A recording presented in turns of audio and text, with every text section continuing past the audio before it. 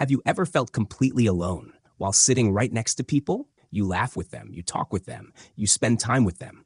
But deep inside, it still feels like nobody truly knows you. And that feeling can be one of the strangest forms of loneliness.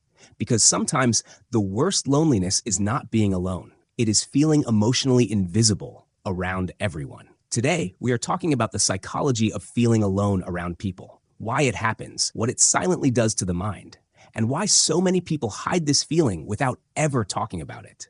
And if you enjoy deep psychology content like this, subscribe to the channel because we explore the hidden emotions and behaviors most people never explain properly. Now let's get into it. 1. Real loneliness is emotional, not physical.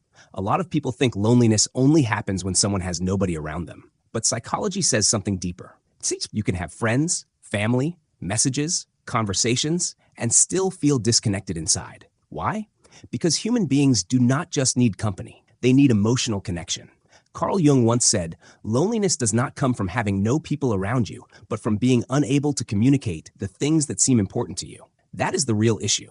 Sometimes people know your personality, but not your pain. They know your smile, but not your thoughts. They know the version of you that performs, not the version that struggles. And after a while, you start feeling unseen. Have you ever been in a crowded room and still felt emotionally far away from everyone there? That feeling is more common than most people admit. 2.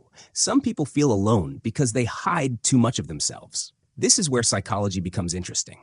A lot of emotionally lonely people are not disconnected because nobody cares. They are disconnected because they stopped letting people truly see them. Maybe they were judged before. Maybe they opened up to the wrong people. Maybe life taught them that vulnerability is dangerous. So now they protect themselves. They keep conversations shallow. They hide their emotions. They act fine even when they are mentally exhausted. And slowly, they become surrounded by people who only know the surface version of them. Brené Brown said, staying vulnerable is a risk we have to take if we want to experience connection. And honestly, that is difficult. Because the more someone gets hurt emotionally, the harder it becomes to feel safe around others. So sometimes the loneliness is not caused by isolation. Sometimes it is caused by emotional walls. 3. Social media made this feeling worse. Today, people are more connected digitally than ever before. But emotionally, many people feel emptier than ever. You scroll through social media and see people laughing, traveling, hanging out, looking happy, and your brain quietly starts thinking, why do I still feel disconnected? But here's the truth most people forget. A lot of people are performing happiness online while privately feeling lonely themselves. That is why comparison becomes dangerous. You start believing everyone else belongs somewhere except you. And that thought slowly increases emotional isolation. Psychologist Viktor Frankl once said, when we are no longer able to change a situation, we are challenged to change ourselves.